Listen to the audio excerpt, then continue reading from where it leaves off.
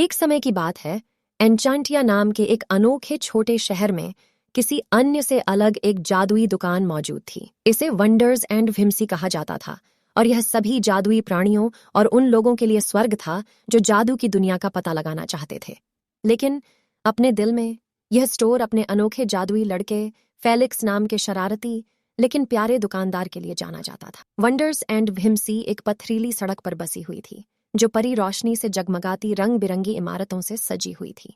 दुकान का प्रवेश द्वार एक चमकते सुनहरे चिन्ह से सजाया गया था और निम्बस नाम की एक मिलनसार बूढ़ी बिल्ली पास की खिड़की पर आलस्य से सो रही थी। जैसे ही कोई दरवाजे के अंदर कदम रखता था, जादुई घंटी की मनमोहक झनकार से उसका स्वागत किया जाता था, जो अंदर की सनकी दुनिया में उनके आगमन की घोषणा करती थी। दुकान का आंतरिक भाग अनोखी वस्तुओं, चमचमाते क्रिस्टल और मंत्रमुग्ध किताबों से भरी अलमारियों का एक आकर्षक मिश्रण था, जो वहां से गुजरने वालों को रहस्य फुसफुसाता हुआ प्रतीत होता था। फेलिक्स एक युवा जादुई लड़का था जिसकी चमकती पन्ना आंखें, मनमौजी मुस्कान और उसके चेहरे पर अनियंत्रित सुनहरे कर्ल थे। उन्होंने सितारों और चंद्रमाओं से सजा हुआ एक वस्त्र पहना था जो ऐसा लग रहा था मानो किसी अदृश्य हवा से हिल रहा हो। ग्राहक वंडर्स एंड विम्सी में आना पसंद करते थे क्योंकि फेलिक्स अपनी नवीनतम जादुई कृतियों और जिज्ञासाओं को प्रदर्शित करने के लिए हमेशा तैयार रहते थे।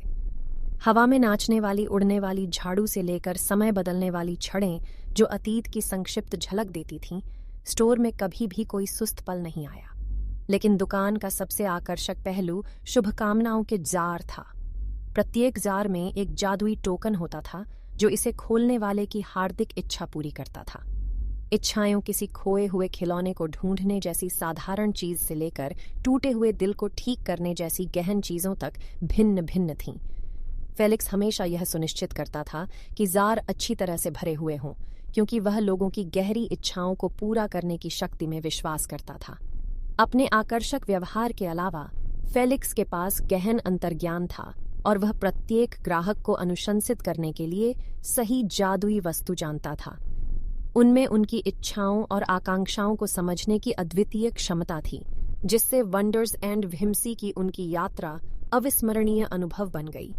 हालांकि जादुई स्टोर में यह सब केवल मनोरंजन और खेल नहीं था। फेलिक्स और निम्बस, उसके बुद्धिमान साथी, कभी कभी स्टोर के स्टॉक को फिर से भरने के लिए दुर्लभ सामग्री या जादुई कलाकृतियों को पुनः प्राप्त करने के लिए साहसिक कार्य शुरू करते थे। उनकी प्रत्येक यात्रा में पौराणिक प्राणियों और रहस्यमय प्राणियों के साथ रोमांचकारी मुठभेड़ें हुईं, जिससे चमत्कार और सनक